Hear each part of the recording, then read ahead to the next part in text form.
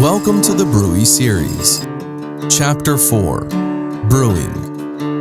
Brewie, as the first fully automatic beer brewing device, needs almost as much of a human input as a microwave or a washing machine might need. Before starting a batch, remember to have your machine calibrated well. You might want to recalibrate the Brewie after every few batches. To know more about calibration, watch Chapter 2 of the Brewie series. To start brewing, you need to add the ingredients to the machine.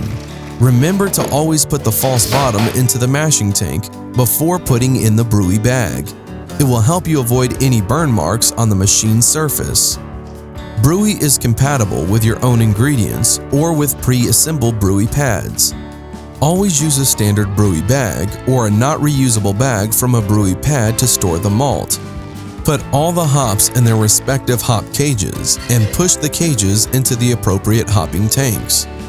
Choose the proper recipe from the recipe menu or create a new one by pressing Creating New Recipe. To learn more about recipes, see Chapter 3 of the Brewie series. Check your recipe. It must include the temperature and length of different mashing steps and different hopping steps, the length and amount of sparging, if needed, and the goal temperature for your cooling. When you want to start brewing, Brewie will remind you to choose between automatic and manual water inlet. If manual inlet is chosen, it will remind you at the appropriate phases to add the water to the boiling tank. After double-checking the ingredients and other settings, the machine will start brewing. The first step is mashing.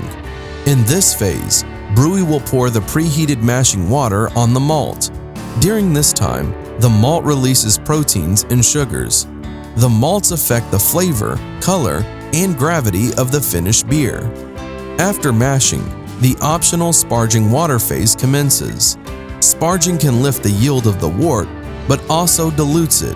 When all possible materials are washed out of the malt during mashing and sparging, the boiling phase will start. Brewie heats up the wort, which will help it getting pasteurized and will precipitate a high amount of proteins. During hopping, the water is pumped through the hop cages, adding the valuable oils and aromas of the hops to the wort. Brewie is able to add 4 different hopping times to its wort.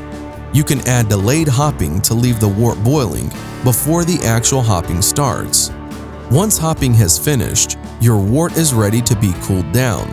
You can choose any temperature that is over the original water inlet plus 5 degrees Celsius to have your wort cooled to.